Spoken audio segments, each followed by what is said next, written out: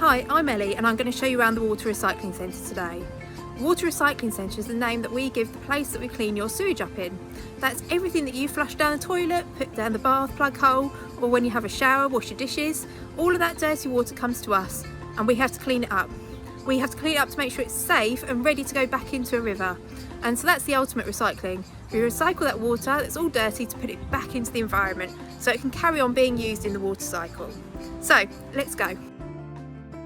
Here we are at the inlet. So the inlet is where your sewage comes in from your homes. It travels in pipes under the ground from everybody's house and businesses and comes to one of these water recycling centres. Each town and city will have their own water recycling centre.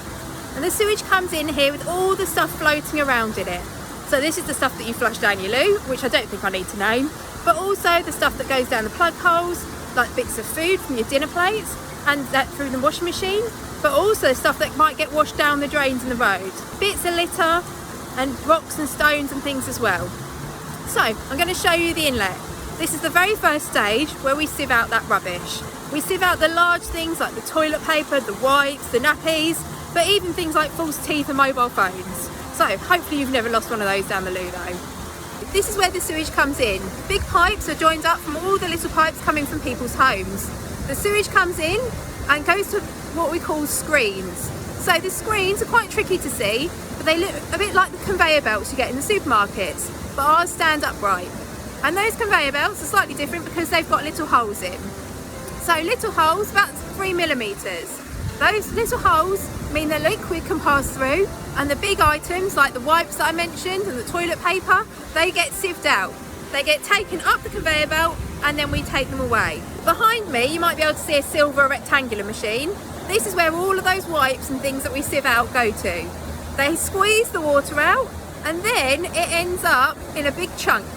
And that big chunk goes into the skip over here. And this is the smelly bit. So this is probably the bit you're glad you're not here to smell. So that big chunk of rubbish you might be able to see in the pipe behind me. There's 2 big pipes here. All of that rubbish is the stuff that we've sieved out. We squeeze the water out, which goes back into the inlet, and then it ends up in this skip behind me. So this skip has just been emptied today. At Chelmsford, where I am now, we fill up 3 skips every single week. And Anglian Water have got over 1,000 water recycling centres. So you can just imagine how much rubbish that actually is. And unfortunately, this is the only thing we can't recycle. So this stuff does go to the dump. As you've just seen from Ellie on the tour, we have a massive problem with things coming into the works and getting stuck in our screens, and then they end up in that skip that you've just seen. So here's a little experiment that you can do at home to see what things should and shouldn't go down our toilets and into our sewers that eventually get to our works. So I've just got 3 glasses in front of me. You can use bottles, they'd be ideal that you can then shake, but I don't have any in lockdown, so here's just 3 glasses. I've filled them with some water, and I've got some things that end up in those skips. So I've got some toilet paper, some kitchen roll, and those dreaded wet wipes. And what I'm going to do is I'm just going to put these in the glasses. So in goes the toilet paper, the kitchen roll, and the baby wipe. I'm going to put them in, and then I'm just going to give them a quick stir with a spoon like this. If you've got a bottle, then you can shake them just for 10-15 seconds and see what happens. So there's the toilet paper, hasn't really broken up yet. The kitchen roll hasn't done anything, and the baby wipe. And then what you can do is you can then leave them there for 10 minutes, half an hour, come back to them, and then re-stir them, and then see what happens over time, and see if they break down, and think about whether these should or shouldn't go down your toilets. Back to you, Ellie. This is the next stage of the treatment process. This is called the detroiter. So after we've sieved out the toilet paper, the liquid goes flowing along to where it slows down. The solid material sinks to the bottom, and this part of the machine is called the nodding donkey. And the nodding donkey is scooping out all the gravel that's come off of the roads.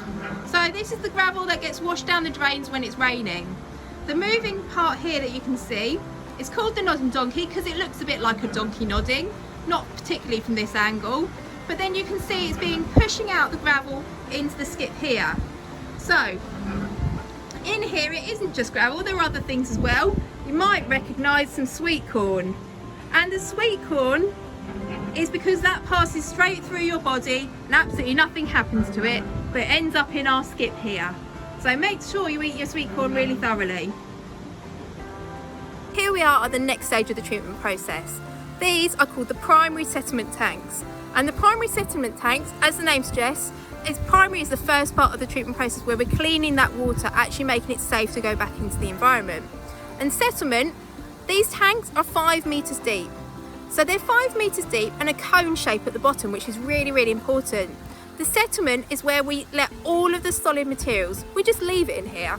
And the solid materials, the organic matter, so to you and me, things like poo, it will sink down to the bottom. It sinks down to the bottom of that cone shape, and at the bottom of the cone, there's a pipe that takes it away. And this is a really thick liquid. It's a bit like if you ever make chocolate cakes at home. And that really thick, gloopy batter that you pour in the cake tins, it's a bit like that, but it's made out of poo. And we call it sludge. The sludge gets taken off and is treated later on. Then, the top of this tank, there are also bits you might be able to see floating around on the water. There are often grey solid lumps, and these grey solid lumps are bits of fat. So fat and oil that get poured down your plug hole, when they go hard in the sewers, they get washed out and end up onto the top of these tanks. Then behind me, there is an arm. This arm floating around is scraping all the fat off the top of the tank. And when it comes around really slowly, it will scrape the fat off to get taken away. Then, at the edge of the tank, there's a metal edge to stop the fat running into the water, and then a concrete edge to run over the water. This is the arm that's scraping the fat off the top of the tank. So you can see this sort of light grey, you might be able to see the darker grey solid lumps as well in the water. This arm is moving around, scraping the fat off and taking it away. There's a metal edge on the side of the tank to stop that fat running over, but the water is allowed to run under that metal edge, over this concrete edge here, and down the side. So this channel down the side is the water that's been in here for about 5 hours, and it's now ready to go to the next stage of the treatment process. So you've just seen Ellie at the primary settlement tank, and you've seen how all the solids sink to the bottom, and how on the surface you've got that oil and grease. And you may think how that gets there. Well, it gets there through this cooking oil. So it's little bits that have been left on the frying pan that people have just then washed down the sink. Now what you can do is you can just grab a bit of kitchen roll and soak it up and put it in the bin. Or if you're like me, you can collect it in a bottle like this, and at some places you can recycle it or then put it or use it for your cooking. But what you can do at home is just see how much of a problem this oil causes. So I've just got a little bit of vegetable oil here. I've got a bowl with some water in, and all I'm going to do is just pour a tiny bit of oil into the bowl like this, and I want you to have a look what happens to it. So as you can see, there's a little bit of oil on that surface, and then if you get a spoon in your kitchen, just stir it around and see what happens to that oil then, and just watch it, give it a quick stir, have a look what happens, then let it settle and see what happens then, and just think about how this oil could then build up and what might happen in your pipes. And that's how it gets to be in those primary settlement tanks, and that's what you could see on the surface of those tanks there at Chelmsford. Back to you, Ellie. What is this grey-black material? These are rocks. Yep, just rocks. But these rocks are not the important bit, it's what's living on them. These rocks are a habitat for microorganisms. Microorganisms are really, really important to the treatment of sewage. It's how we make the water safe to go into the environment. So, the water is coming around here, trickles down over the rocks, and it pours over those microorganisms living on the rocks. Those microorganisms eat all of the dirt out of the water. Microorganisms that live on the rocks are really, really important. They break down the harmful chemicals that are in the sewage. So the chemicals that are in your wee and the stuff that could be really dangerous in the environment. Those tiny microorganisms clean up the water for us, and it just takes a few minutes to trickle from the top here that we can see the water coming out to the bottom of the tanks, and then it's ready to go to the next stage, which is the final stage of the treatment process. The tanks here are called activated sludge.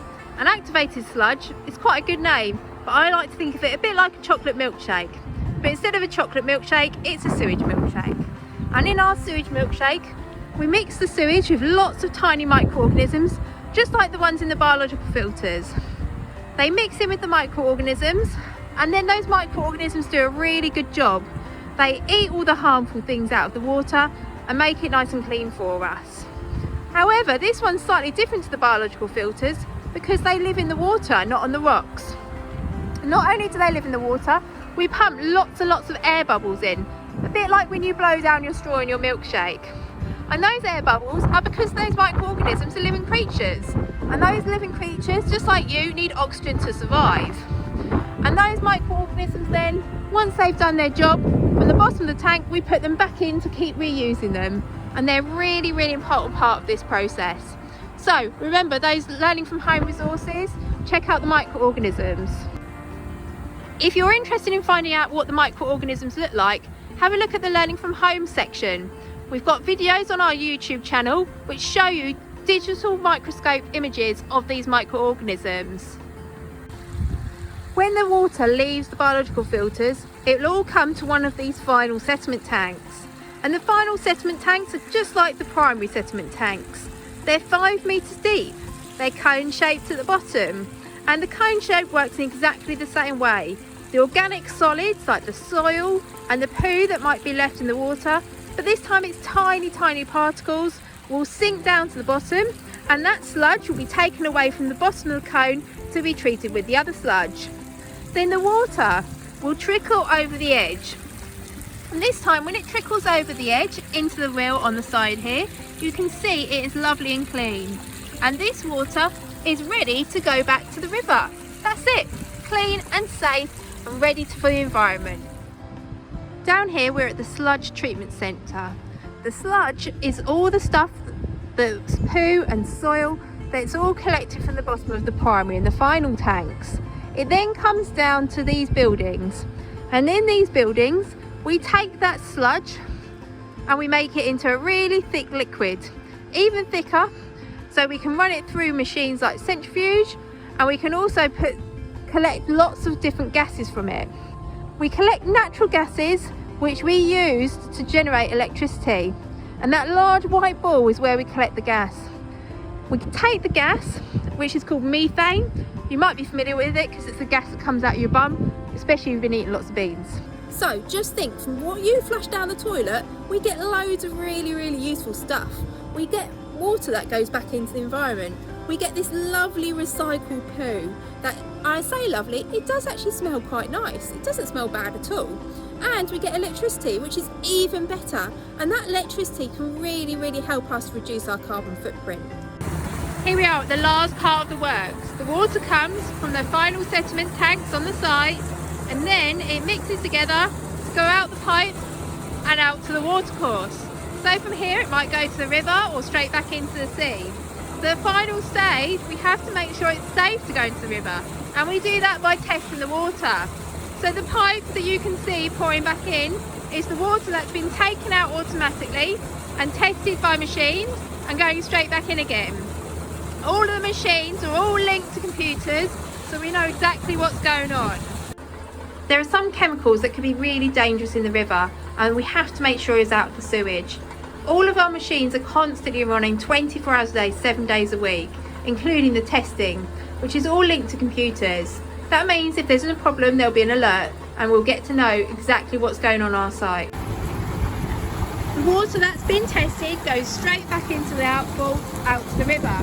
And this water, remember, is going into a river. It isn't drinking water. To make water safe for drinking is a very, very different process. And you can find out more about that process on our Learning from Home resources. You can also find out how we can check rivers are healthy and have a look at pond dipping yourself in those learning from home resources.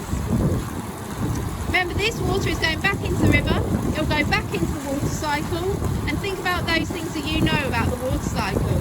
It could be water that goes back into the sea, it could be evaporated, it could end up as drinking water once it's been cleaned up again. At Anglian Water, we really care about what goes back into the environment.